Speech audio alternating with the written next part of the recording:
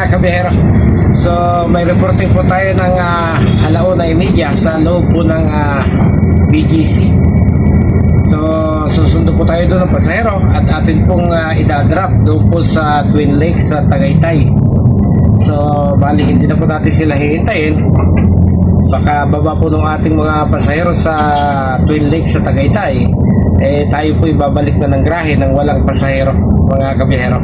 At hindi po natin alam kung anong araw po sila susunduin. So malamang po ito yung mga ilang araw na convention na gaganapin nga po doon po sa lungsod ng Tagaytay, mga kabihero. So medyo maaga pa. Sinadya na po nating kumalso muna dito sa medyo matraffic na lugar para hindi po tayo paikot-ikot sa loob po ng BGC. Baka masyado po kasing maaga tayo dumating doon, mga kabihero. Ay, agad traffic. Kahit magdahan-dahan tayo, mukhang mapapaaga tayo ng dating, mga kabihero.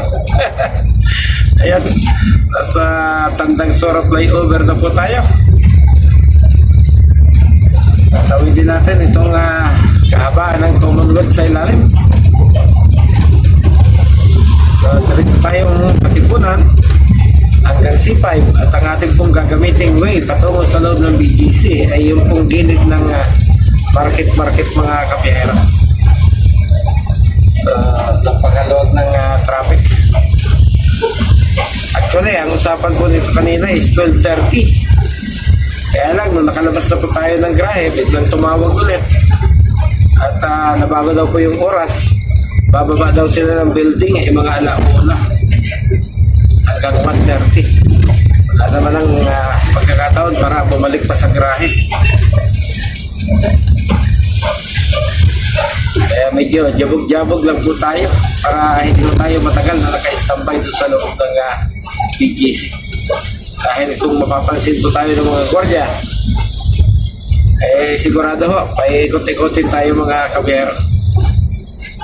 So nandito na po tayo sa may bahagi ng Balara sa likod ng UP Diliman.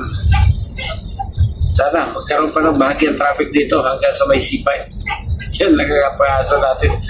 Nakakaya rin naman tayo papagal-bagal dito, tapos yung mga nasa likod mahaba na yung nakabuntot.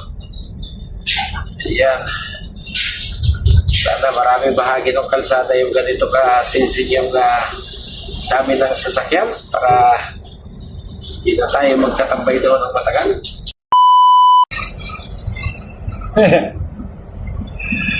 Kaya request natin na sana madilig yung ating biyahe para sumakto sa oras. Mukha naman yata napasubra, mga kabiyahero. Ayan. So ito po yung pagbaba po natin yan, spoon. Hindi naman napasubra yata yung ating nire-request na traffic. Kanina pa tayo doon sa ilalim ng tunnel. Paglabas natin, traffic pa rin. Ano ba yan?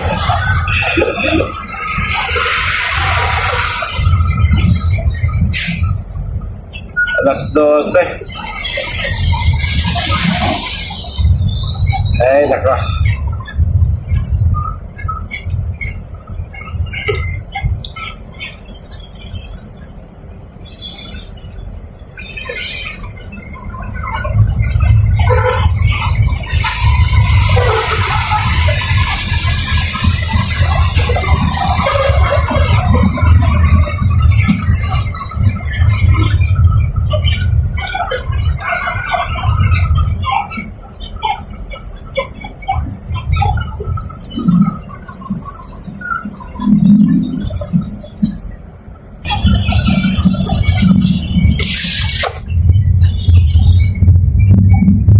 Kabihero, alas 12:30.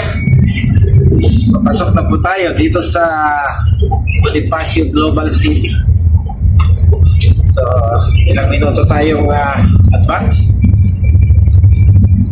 Sakaling bababa sila ng alauna, kaunting minuto na lang yung ating ipaghihintay. Sabagay, trap lang naman po ito sa Tagaytay, kaya hindi po ganong problema yung biyahe kita. Babalik po, pag nakababa na sila, wala na po tayong ganong iintindihin. magbabayad lang po muna tayo ng ating entrance fee sa pagpasok po dito. Magbabayad po tayo ng halagang 560 mga kabiyahero. So lahat po ng malalaking sasakyan nagbabayad. Ayan, may dalawang mixer dyan sa harapan natin. Nagbabayad din po ang mga yan. Okay, bayad po muna tayo.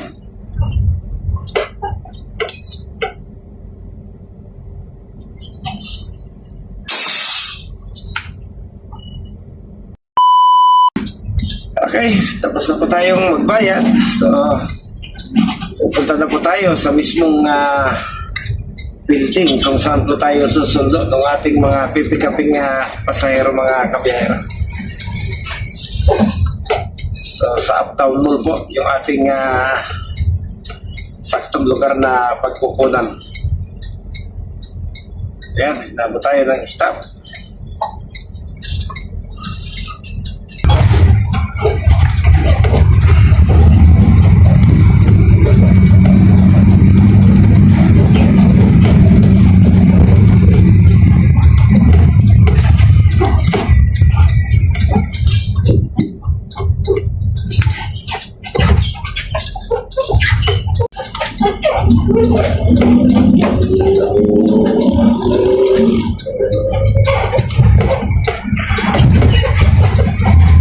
Yan na po yung Uptown Mall mga kabiyahero. Iikot lang po tayo para makaposisyon po tayo ng mas maayos na pagkaparada. Iikot tayo doon sa likod tapos lalabas po ulit tayo dito. Yan po yung pwede nating paradahan pag tayo pupunta rito.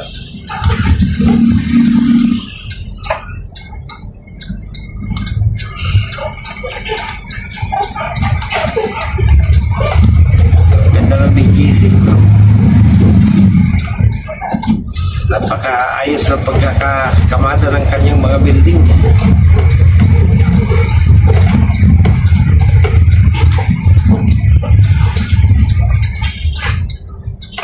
Yan.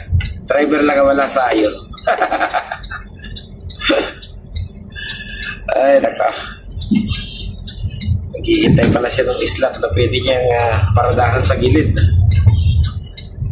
Eh, siya na natiling nandun sa gitna naka-hazard.